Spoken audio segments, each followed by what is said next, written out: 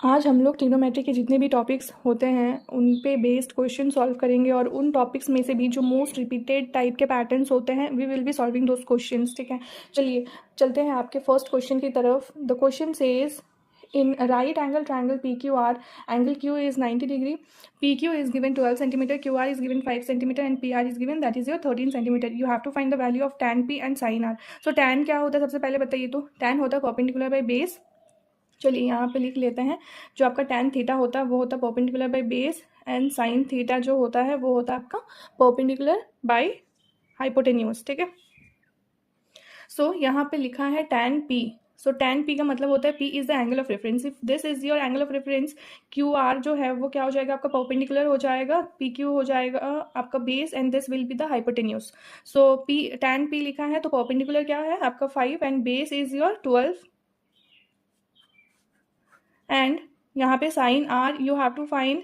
तो sine R, now R is your angle of reference. If R is your angle of reference then ये वाला जो है ये परपेंडिकुलर हो जाएगा, this will be the base and this will be the hypotenuse. तो perpendicular है आपका P Q by hypotenuse is your P R. So P Q का वैल्यू कितना दिया हुआ, that is your 12 divided by hypotenuse that is your 13 centimetre. ठीक है,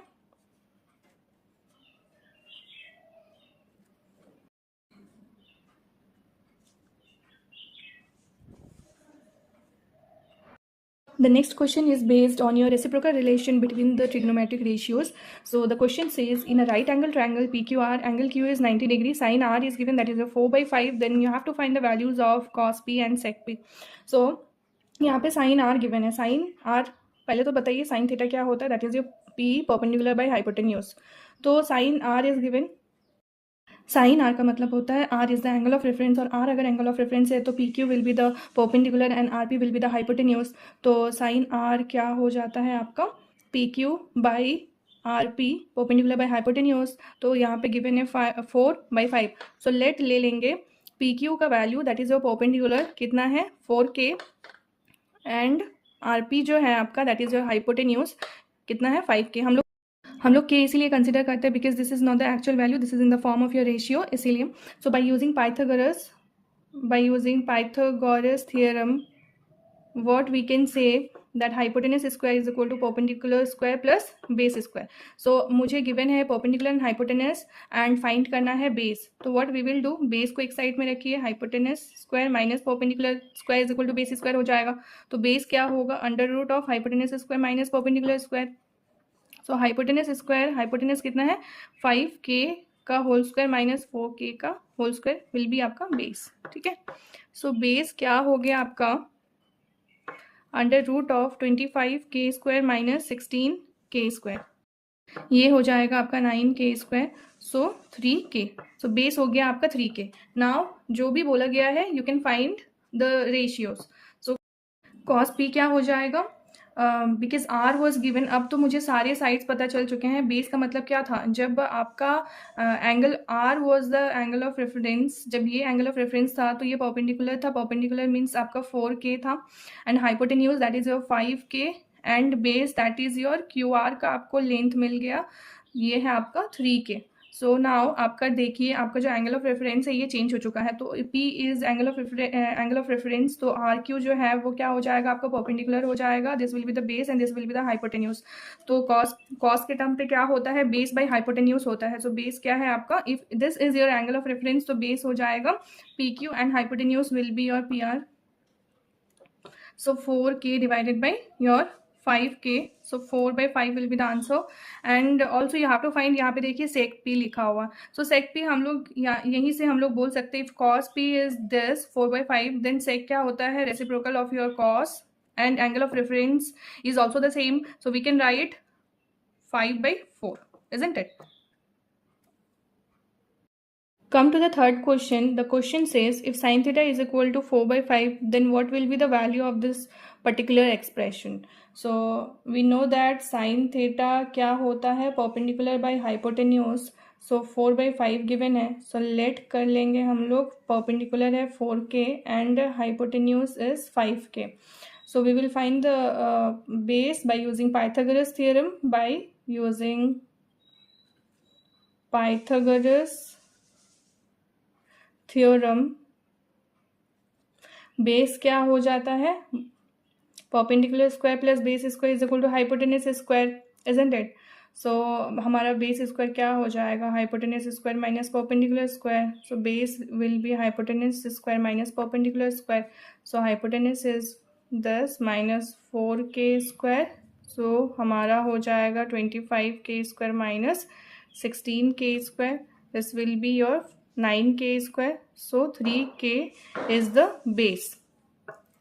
ठीक है. now you can find the value of this given expression, that is your 4 tan theta minus 5 cos theta divided by sec theta plus 4 cot theta.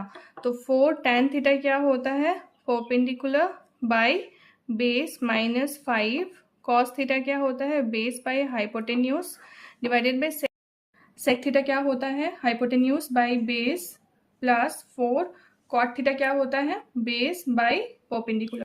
We will put the values. 4 into perpendicular मेरा कितना है 4k divided by base is your 3k minus 5 into base is your 3k divided by hypotenuse is 5k. Hypotenuse is your 5k divided by base is 3k plus 4 into base is 3k by 4k. So हमारा we can write 4/3 minus k we can cancel.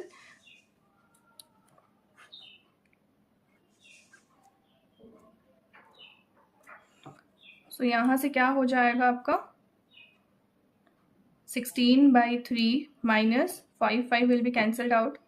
So 3 divided by 5/3 plus 4 will be cancelled out. So plus 3. So LCM ले लेते हैं. यहाँ हो जाएगा 16 3 minus 9 by 3 5 plus 9. तो यहाँ था 16 माइनस 9/3 डिवाइडेड बाई 5 प्लस 9/3. तो यहाँ कितना हो जाएगा 7/3 डिवाइडेड बाई 14/3. सो अगर इसको रेसिप्रोकेट करना चाहे हम 7/3 is written 3/14. 3 will be cancelled out. 7 7 2. So 1/2 will be the ultimate answer. So हमने क्या देखा, ये जो गिवन एक्सप्रेशन था हमारा sec theta plus 4 cot theta, इसका आंसर मेरा कितना आया, half. Now the next question is based on the trigonometric ratios of some standard angles. So you have to find the value of this particular expression, that is tan 60 into cosec 30 divided by sec 45 into cot 30. So what is the value of tan 60? tan 60 का value होता है √3 into cosec 30 is your 2 divided by sec 45. sec 45 is your √2 into cot 30 is your √3. ठीक है. सो √3 will be cancelled out. तो 2/√2. तो √2 अगर नीचे रहेगा तो इसको क्या करेंगे, रैशनलाइज करेंगे. तो यहाँ पे 2 divided by 2. 2 will be cancelled out. 2 will be the ultimate answer. Next question says, if A and B are acute angles such that tan A is equal to 1/2, tan B is equal to 1/3 and tan A plus B is equal to tan A plus tan B divided by 1 minus tan A into tan B, then you have to find the value of A plus B. ठीक है. तो चलिए जो given है वही हम लोग लिखते हैं. tan A plus B is given, that is your tan A plus tan B divided by 1 minus tan A into tan B. ठीक है. So we will put the values. यहाँ पे देखिए tan A and tan B का value given है. So tan A का value क्या हो जाएगा 1/2 plus tan B is 1/3 divided by 1 minus tan A is this, tan B this. यहाँ पे क्या हो जाएगा, एलसीएम ले लेंगे 6. 3 प्लस 2 डिवाइडेड बाई, यहाँ पे एलसीएम 1 माइनस 1/6 इज रिटन. सो ऊपर में हो गया 5/6 और नीचे हमने अगर एलसीएम ले लिया तो क्या हो जाएगा यहाँ पे 6 माइनस 1. तो 5/6 यहाँ पे हो गया. और अगर इसी को इस डिनोमिनेटर में जो टर्म है इसको अगर रेसिप्रोकेट करना चाहे तो क्या हो जाएगा, 6 ऊपर चला जाएगा और नीचे क्या होगा 5, क्योंकि ये 5/6 ही तो हो रहा है. ठीक है. So everything will be cancelled out. So आपका कितना बचा, इसका आंसर हो गया 1. So tan A plus B is equal to 1. तो अगर इस 1 को हम लोग tan के टर्म्स में लिखना चाहे तो कौन से एंगल पे, tan के कौन से एंगल का वैल्यू 1 होता है, tan A plus B will be आपका tan 45 degree, isn't it? So इस tan को और इस tan को हम लोग कभी भी कैंसिल नहीं करते हैं, ठीक है, कैंसिल हो ही नहीं सकता बिकॉज ये एक टर्म है और ये एक टर्म है। बट ऑन कंपेयरिंग हम लोग कंपेयर करते हैं, on comparing this a plus B is equal to क्या हो जाएगा आपका 45 डिग्री के बराबर हो जाएगा। If tan is also written there, tan यहाँ पे भी है, तो अगर कंपेयर करें these two terms are equal, तो a प्लस बी क्या 45 डिग्री के इक्वल नहीं हो सकता? हो सकता है, ठीक है। सो a प्लस बी का वैल्यू हो जाएगा 45 degree. Next question is based on your complementary angles. तो आपको कॉम्प्लीमेंट्री एंगल्स का क्वेश्चन है, कैसे पता चलेगा? अगर ये दोनों एंगल का सम 90 डिग्री हो जाता है तो आपको समझ आना चाहिए कि ये क्वेश्चन कॉम्प्लीमेंट्री पे बेस्ड है, ठीक है। सो यहाँ पे हम लोग यही पुट करेंगे, साइन स्क्वायर 63 डिग्री प्लस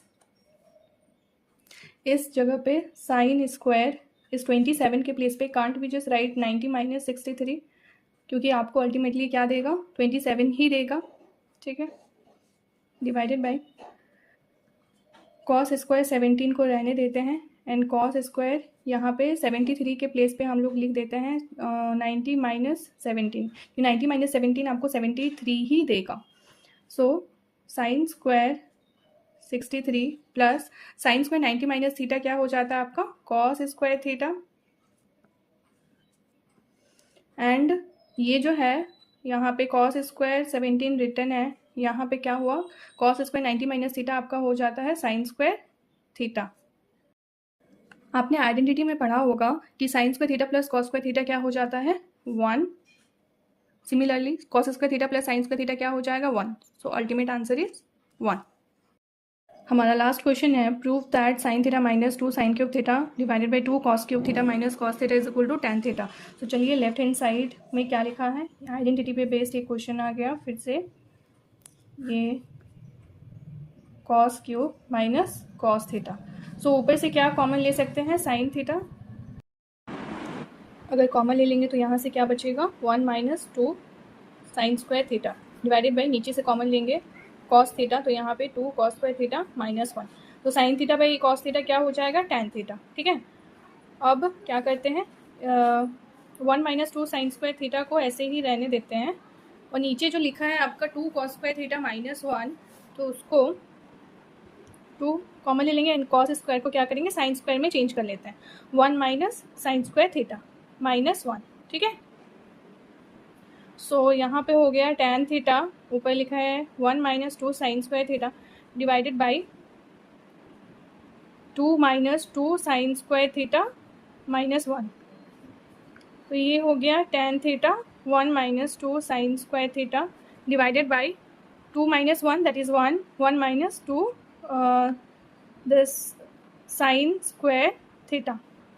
दोनों टर्म सेम है, विल बी कैंसल्ड आउट, तो आपका अल्टीमेटली क्या हो गया? tan थीटा आ गया आंसर। सो ये क्या है? राइट हैंड साइड के बराबर है, hence left hand side is equal to right hand side proved. Next lecture में मैं आप लोगों को एनसीईआरटी के ट्रिगो से जितने भी एक्सरसाइजेज हैं वो सारे सॉल्व करवाऊंगी, ठीक है। Thank you everyone.